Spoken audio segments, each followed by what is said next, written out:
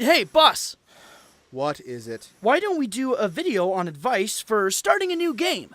What advice would I even give? Just start a new game. But how about some practical advice for people wanting to run a game for the first time but don't know where to start? I assume you mean beyond just doing it? Come on, you must remember what it was like when you first started running a game. Why do we have that? You must have some advice to give to people. Fine.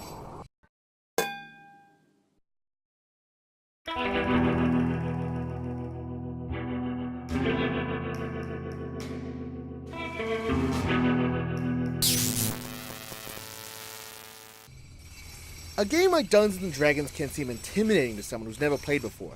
With the 40-odd year history, countless books, and unique terminology, it might seem almost impossible to start. But today, I'm going to give you some simple tips to make running your first game all that much easier. Every hobby has a learning curve. Though it might be tempting to start on a grander scale, you have to crawl before you can walk. It is very easy to be overwhelmed, so trust me when I say, smaller is better. And easier to manage. Oops. I'm sorry. I got ghost hands. As I was saying, when you start DMing, be sure to keep these things in mind. Have one village or town be the main location. Have the party interact with a handful of NPCs rather than a large ensemble. Have your dungeon limited to a few floors. Have your encounters be straightforward. Get a feel for the rules and how to handle running the game out of the way so you can make more compelling plots and complex fights for your players down the line.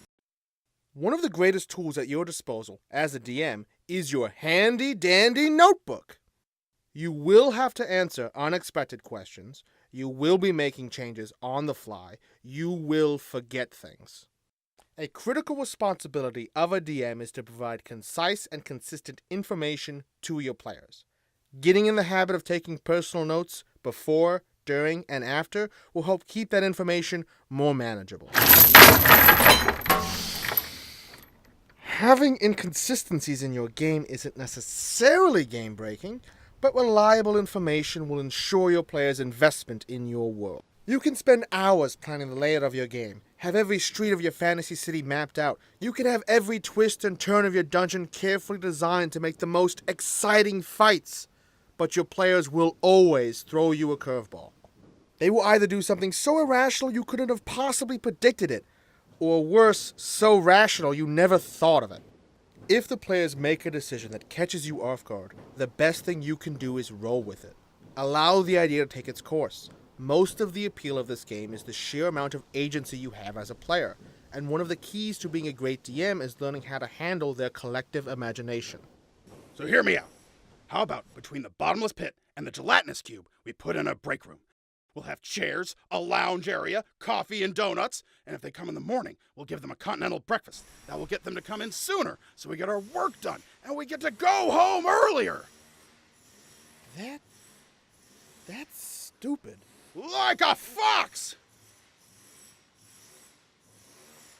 In conclusion, no matter how daunting it may seem, if you keep these tips in mind, you'll be a seasoned dungeon master in no time.